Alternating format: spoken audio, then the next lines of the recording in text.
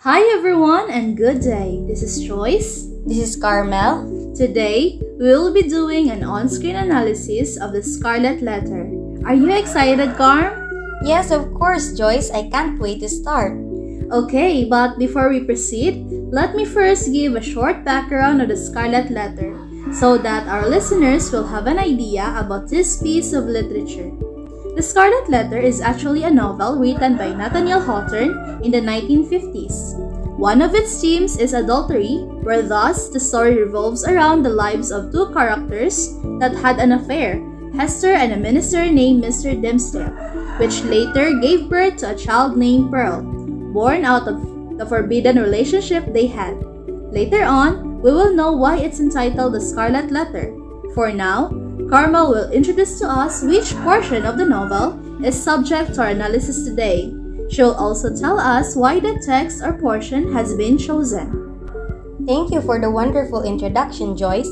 So for today's video, our on-screen analysis will focus on one passage of the novel, found in Chapter 12, The Minister's Vigil, pages 125 to 126.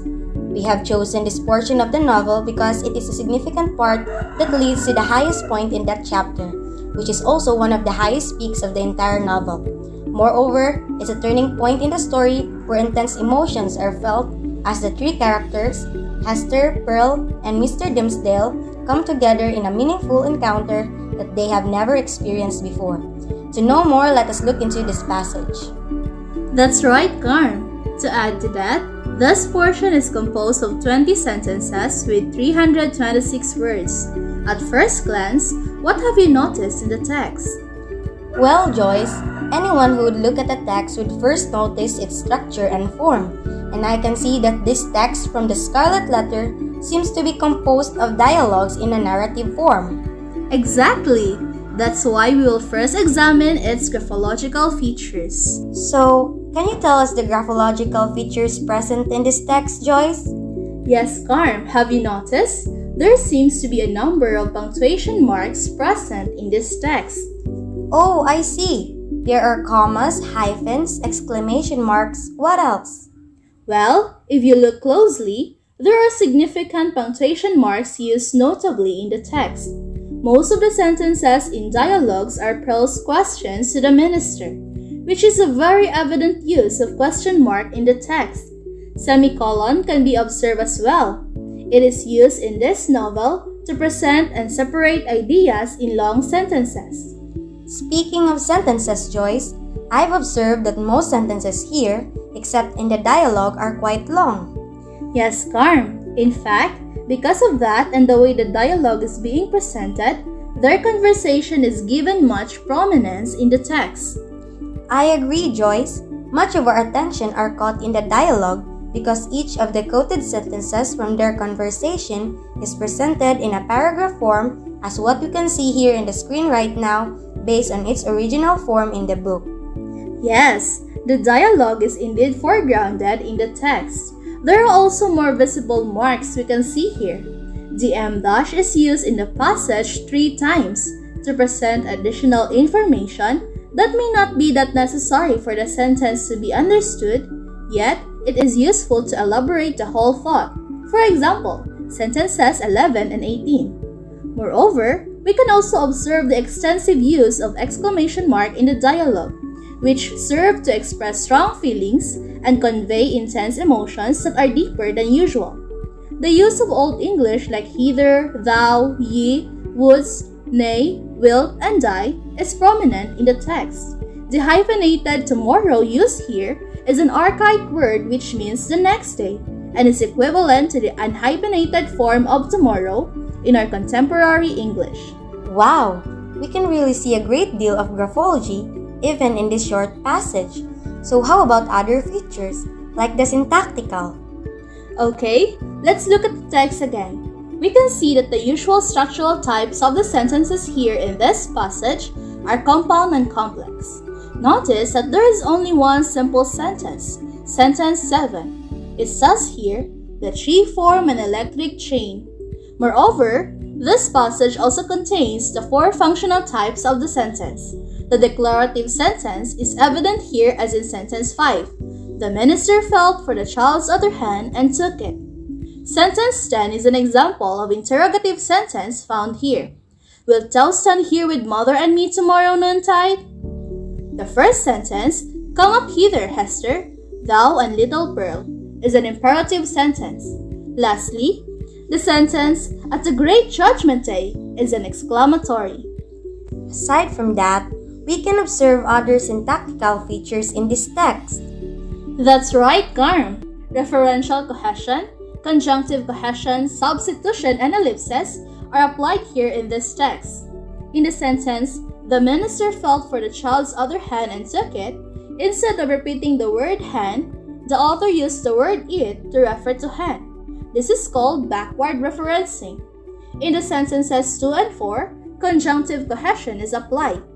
She silently ascended the steps and stood on the platform, holding little Pearl by the hand. Next, ye have both been here before, but I was not with you. Next to the sentence, the tree form an electric chain. The tree replaces Mr. Dimmesdale, Pearl, and Hester. Lastly, in the sentence, Pearl laughed and attempted to pull away her hand. The subject Pearl is ellipted in the second clause. Now that we have analyzed the graphological and syntactical features of this text, let us now proceed and look into its phonological features or sounds. Wow, sounds interesting. So, what sound patterns are present in this text? Assonance and alliteration are sound patterns that we can see and hear in this passage. The phrases, ye have both been here before, and we will stand all three together from sentence 2 and 3 are examples of assonance found in this text, while sentence 4, she silently ascended the steps and stood on the platform, is obviously an alliteration. How about rhyme? Yes, of course. We can't just forget about rhyme, right? Although this is a novel, this text still contains rhyme within its sentences and paragraphs. For example, hither and Hester, little and Pearl in sentence 1. Then in the sentences, ye have both been here before, and we will stand all three together. Before and together rhyme, although it is imperfect. In sentence 6, heart and warmth rhyme within the sentence, and these sound effects add not only to their musicality, but also to their significance and meaning. Here and mother, in sentence 10, and there, which refer to judgment seat in the last part of this text, rhymes with together. It's also important to note that the word stand in Pearl's first question rhymes with the word hen in her second question.